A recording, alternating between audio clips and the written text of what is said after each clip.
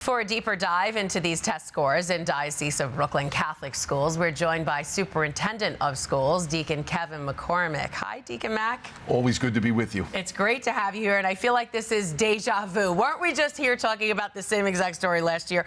Are these results pretty consistent year after year? Do you think this is like a trend? We obviously are very excited. We're 10% plus over the Board of Ed. That's not necessarily the greatest thing. It's sort of like being better than the Jets. Yeah, right.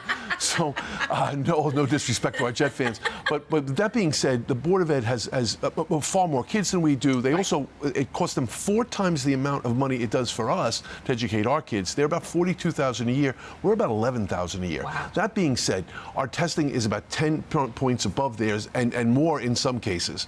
We do it because we're able to have our teachers and our kids closer together. There's not a lot of bureaucracy above them.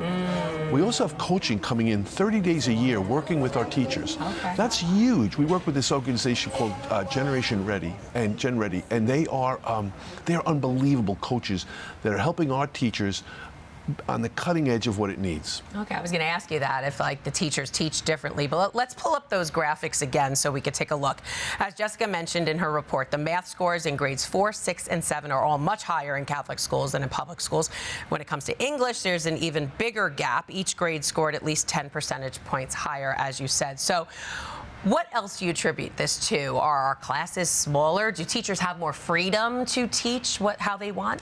So I think there's several factors. One is there's a fallacy that the smaller your class is, the better the results are going to be. Not necessarily true. And you can get good results with classes that are larger. I'm an old man. When I was in school, I had 50 kids in my class. Right. We're not saying that. We're not going to that number. Please, and when I first started teaching, I had 40 kids in my class. That's not what we're talking about. But to have 20, 25 kids in class is not an issue. And even some classes are 30. They're still doing pretty well, especially in higher grades. Right. The other thing is our classes are inclusive. So we have the top kids and those kids who struggle in a particular grade. They're working together. That doesn't hold the top kids down. It kind of pushes everybody together up. And it does create this ability to see that the testing is only one aspect of the education. So we're not focused on the test results, although we're proud of them and they have to be taken seriously. Right. The key is, how is the kid better in June than they were in September? And how much of this comes down to the culture of a Catholic school? You know, how much of that faith-based education part goes into higher scores? Right.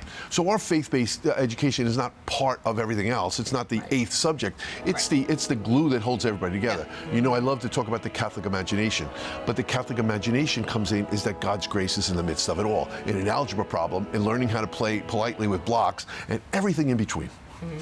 So, okay, where do we go from here? How do you keep these scores going up? Are there any challenges you see ahead? Sure, big challenges is education majors in general are down across the nation.